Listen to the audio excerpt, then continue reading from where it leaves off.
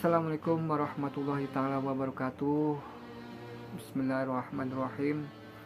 Pada kesempatan kali ini saya akan membahas tentang masalah terkait dengan judul channel saya, yaitu tidak sah sholatnya bila mana adusnya atau mandi besarnya asal-asalan. Karena apa? Karena syarat sah sholat itu ada 8. Salah satunya yaitu toharatul hadasaini, yaitu bersih dari dua hadas, hadas kecil maupun hadas besar. Jadi bagaimana sah sholatnya sedangkan mandi junubnya itu sendiri tidak betul atau tidak memenuhi ketentuan yang sudah disyaratkan oleh agama. Nah, lalu berapa rukun sih syarat rukun adus itu?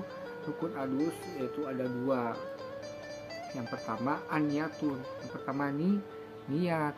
Saya yakin para pemirsa sudah hafal tentang niat mandi junub atau mandi besar, yaitu nawaitu ghusla irafil hadasi akhbari fadlillahi ta'ala. Jadi seperti itu juga. Lalu bagaimana caranya?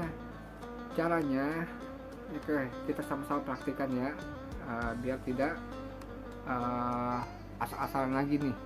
Jadi ini penting, hal kecil tapi berdampak besar. Jadi tolong diperhatikan dengan seksama caranya. Pertama, mengambil air di gayung lalu membaca niatnya yaitu seperti tadi, nawaitu ghusla irafil hadasi akhbari fadlillahi ta'ala. Nah, setelah airnya mengucur ke atas kepala, barengin dengan niat di dalam hati, yaitu saya niat mandi besar fardu karena Allah Ta'ala, atau saya niat mandi junub fardu karena Allah Ta'ala. Jadi kenapa dibarengin? Karena niat terkait di dalam hadis ini yang namanya niat itu an-niyatu qasdu syai'in muqtarinan bi fi'lihi, yaitu mengerjakan sesuatu yang dibarengi dengan kerjaannya. Jadi harus dibarengi nih saat airnya ke kepala lalu dibarengi dengan niat. Jadi sampai sini paham ya. Jadi jangan sampai salah lagi nih. Kali ini penting banget. Lalu bagaimana kalau tidak mengucapkannya? Nah, kalau ucapannya itu hukumnya yaitu sunnah. Jadi misalkan kita lagi buru-buru lalu langsung aja kita niat dalam hati, itu sah, kecuali niat di mulutnya doang tapi di dalam hatinya tidak, itu tidak sah karena yaitu tadi ucapannya itu hukumnya sunnah. Jadi sampai sini paham ya. Oke, lalu apa sih perkara apa yang tidak dibolehkan saat mempunyai hadas besar atau junub?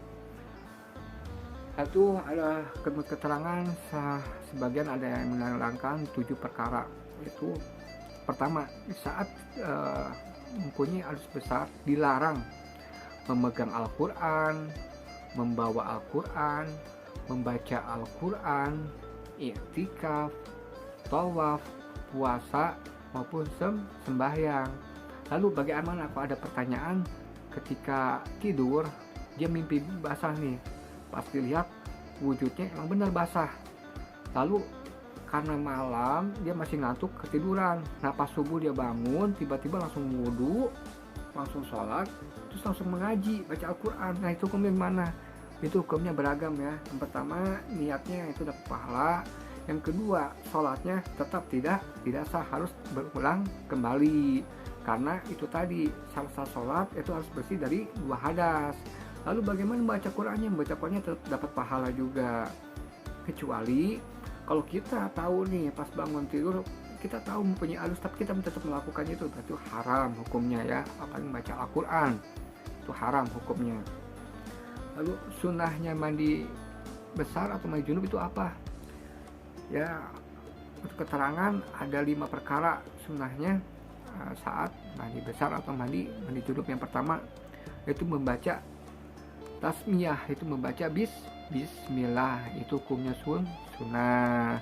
Yang kedua berwudu. Nah berwudu ini kayak berwudu seperti biasa sama layaknya tapi cuma niatnya niat sunnah. Yang ketiga, menggosokkan tangan ke badan nih, misalkan takutnya ada najis atau apa, kita gosok-gosokin tangan, itu sunnah. Lalu apalagi al-muwalah, selesaikan dengan spontan. Kenapa spontan itu hukumnya sunnah?